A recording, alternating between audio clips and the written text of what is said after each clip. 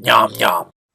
It's been a few years since I got this RetroN 5 to more easily stream my collection to all of you hungry retro gamers. And if there's one thing you should know about the RetroN is that you absolutely should not put all of these games in here at once, at least when the power is on. But I wanted to demonstrate in one image what we're going to be doing today. You see, my most recent mail call was for these tasty, shiny new Famicom Nintendo Switch Online controllers. And as I was writing my script for this video, I was thinking about all the compatibility issues that this might have with other Switch Online games, and I thought to myself, surely the RetroN 5, in all of its emulation goodness, has some way of managing the same problem with its multitude of controllers. So I want to do two sets of experiments today. First, I want to test the compatibility of controllers that I know will work with other kinds of games. But second, I want to see what happens if I try and play games that aren't compatible. Now, I'm not going to be able to do this here. We're going to have to go over to the Retro Station where I do my streaming every week on Famicom Dojo Live, so come with me here. Okay, so here we are at the... Weird. So here's where the RetroN usually sits. Here's the TV that I play on, and then here's my camera and ring light so you can see my gorgeous face as I talk to you into the computer. Not this one, there's usually a laptop here, but long story. The RetroN along the side here has these ports, Super Nintendo, NES, and I forget the exact name of this one, but it fits the Genesis one here. So we can plug all of these guys in at once for our first stage. However, rather than use this NES controller, I figure I'm going to use this Hudson B-pad, which should work with one little tiny problem. This guy doesn't go into any of these, but I do have this guy. Yes! And you just go right in there. And just for fun, I've been using the Super Famicom controller because back there I've been playing Chrono Trigger for 26 weeks, which we should be done by now. Pretty sure we're done by now. Then we have the Genesis pad. Now that's all sorted. What games are we going to play with these? I have Ghosts and Goblins for Famicom.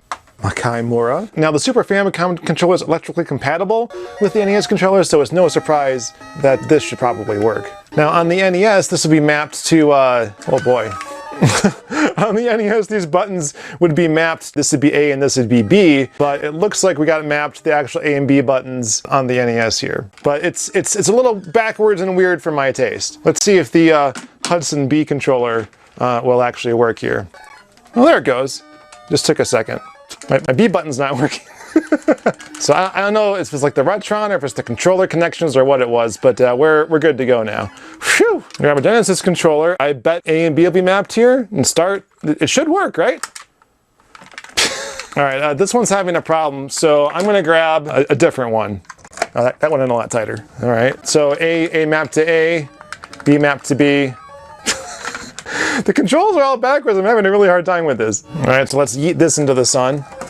Let's put in an NES game. And you know, I know for a fact that this works, and then this should work too because it's effective in the NES port already. I don't expect Sega to be any different. All right, yep, jump. No problem. No select button, although, hold on a second. Okay, yeah, this mode button happens to be mapped, it looks like, to select. So there's no select button on here. This could work though. Let's skip ahead to Genesis and see if Super Famicom controller will work with it, or exactly how the buttons will be mapped. Okay, so far so good. I was able to hit start. Still fancy your chances? Come to me now if you dare! That is the unsexiest voice I could have chosen. Hey Toads, the Dark Queen's like kidnapped Pimple and Angelica and she's holding them in the Gargantua. Get ready Toads, down to the surface on the turbo cables. I'm so sorry. So is that why there's only like the two toes in this game? Okay, hold on. Oh, I can't jump. Okay. X is jump, B is punch. And I think that's because like on the actual game, A isn't being used for anything. So what's probably more interesting are the controllers being used for games that have fewer buttons. Oh yeah, that's a Sega Master System controller. I have no idea if this will even work. It'll go into the slot, but that doesn't mean that RetroN's gonna recognize it. There are virtually no buttons on this thing. There's the D-pad with this handy dandy control stick, and there's a 1 and a 2, and that's it. So if you go up here, like it doesn't even recognize, like nothing's happening. I also have this Hudson B MSX controller. The 1 and 2 are even in a different order. Yeah, there's There's nothing happening here. That's okay, we'll go back to the Famicom/NES Hudson B there and see if this works. A's not doing anything. B though, B is still punch. I keep trying to hit A to jump and I can't. Let's see how far we can get before we gotta jump something. All right, is A for this? Man, I gotta go really far to jump something. Leroy Jenkins! All right. There are other buttons on this controller though. You can go into the menu. There's a whole button mapping set of options here. So if we go to the system that we're playing, which is a Genesis, the default profile will tell us everything we need to know. So A is mapped to A, B is mapped to B, C is unmapped. So what do we do here? Well, we can make a new profile.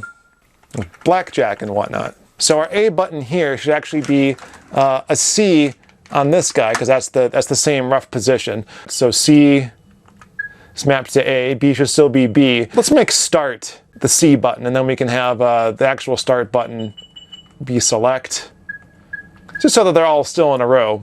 Yeah, that should do it. Okay, I'm jumping now. Fantastic. This is way, way better than it was a little while ago. This all reminds me quite a bit of my experience trying to use these on my Nintendo Switch. And in fact, I had a very similar experience trying to see if this would work with this. Can you see it? Can you see the glaring problem? So I've just given you some great hints for videos that are coming up right here on Famicom Dojo.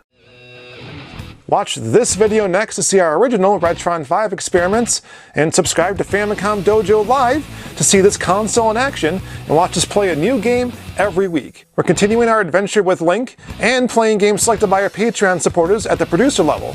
Be sure to check out patreon.com/FamicomDojo for more details.